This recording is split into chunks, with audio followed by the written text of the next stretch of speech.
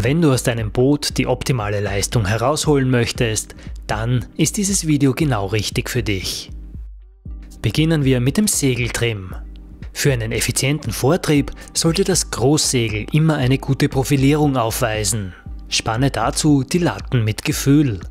Bei Starkwind ziehst du den Vorlegstrecker kräftig nach unten. Das Segelprofil wird flacher und das Segel öffnet sich nach oben. So hat das Segel die beste Performance und optimale Kontrolle bei hohen Windgeschwindigkeiten. Bei Leichtwind segelst du mit weniger Vorlegspannung. Dadurch wird das Profil tiefer und erzeugt mehr Vortrieb. Auch über das Schothornbrett kannst du das Großsegel trimmern. Bei starkem Wind hängst du die Schot vorne, bei leichterem Wind weiter hinten ein. Die vordere Position zieht das Segel flacher, entspannt das Achterlig und ermöglicht dadurch mehr Twist im oberen Bereich. Das Segelprofil wird flacher und das Segel öffnet sich nach oben.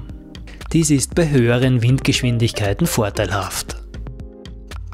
Die hintere Position verleiht dem Segel ein tieferes Profil und damit mehr Vortrieb bei Leichtwind. Das Achterlig ist dabei mehr gespannt und reduziert den Twist. Ideal also für geringe Windgeschwindigkeiten. Mit der Mastrotation kannst du die Biegung des Mastens und damit das Segelprofil beeinflussen. Als Faustregel merke dir einfach, bei Leichtwind lasse den Mast weiter wegdrehen. Je stärker der Wind wird, desto dichter ziehst du den Rotationsarm. Auf Vorwindkursen kannst du den Rotationsarm auch etwas weiter öffnen. Natürlich kannst du auch dein Vorsegel trimmern, um die Leistung zu optimieren. Das Vorleg spannst du über die dünne weiße Leine. Achte auf eine nur leichte Vorlegspannung, sodass auf keinen Fall eine Nase am Vorleg entsteht. Ganz besonders entscheidend ist die optimale Segelstellung. Einsteiger tun sich am leichtesten, wenn sie das Segel vieren, bis es zu flattern beginnt. Dann holt man es dicht, bis es nicht mehr flattert. Ganz wichtig ist auch, dass man das Segel nicht weiter dicht holt, denn das würde das Boot bremsen und unnötige Abdrift erzeugen. Fortgeschrittene Segler orientieren sich an den Fäden, die sich beim Happy Cut auf der Luv- und Lehseite des Vorsegels und am Achterlig des Großsegels befinden. Beginnen wir mit dem Vorsegel. Bei optimaler Segelstellung sollten beide Fäden schön am Segel anliegen. Wenn einer der beiden Fäden nicht mehr anliegt, ist es ein Zeichen für eine falsche Segelstellung. Und das heißt, wir müssen das Segel in Richtung zu dem Faden hinbewegen. Wenn also der Faden auf der Lehseite nicht anliegt, müssen wir das Segel aufvieren. Liegt der Faden auf der Luv-Seite nicht an, dann müssen wir das Segel dichter holen.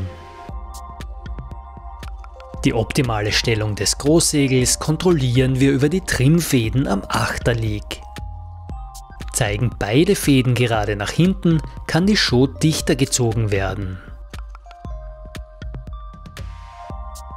Wehen beide Fäden nach Lee, kann die Schot etwas aufgeviert werden. Die Segelstellung ist ideal, wenn der obere Faden gelegentlich nach Lee und der untere gerade nach hinten weht. Will man maximale Höhe laufen, dann geschieht der Feintrim oft über das Ruder. Das heißt, das Segel bleibt dicht geholt. Die unterste Segellatte sollte dabei mindestens 10 cm in Lee stehen. Bei Leichtwind kann der Traveler entsprechend nach Lee gestellt und die Großschot dicht geholt werden.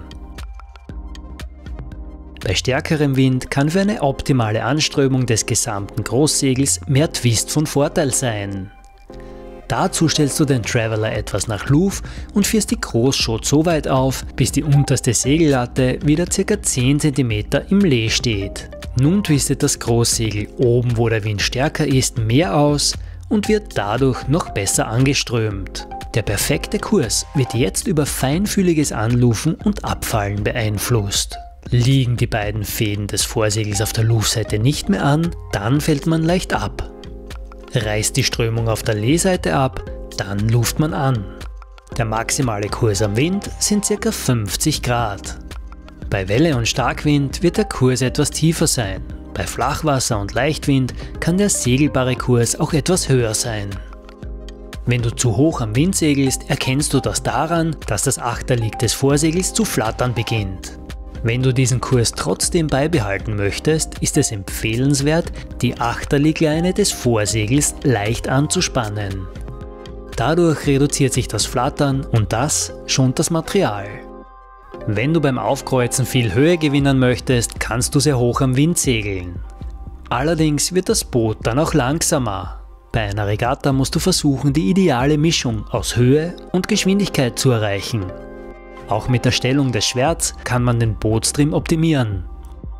Auf Anwindkurs sollte das Schwert ganz ins Wasser geklappt sein. Auf Raumwindkurs kann man das Schwert leicht schräg stellen. Dadurch sinkt der Ruderdruck und das Boot wird schneller.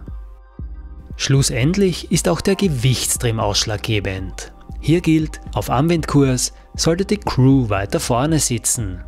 Der Vorschoter vor der Wante, der Steuermann direkt dahinter. Auf Raumwindkurs rückt man dann weiter nach hinten. Bei mehr Wind kann der Vorschoter auch ein Trapez verwenden. Dadurch kann er das Gewicht weiter nach Luft verlagern, um die Krängung des Bootes zu verringern. Viel Spaß beim Segeln wünscht dir das Grabner Sailing Academy Team.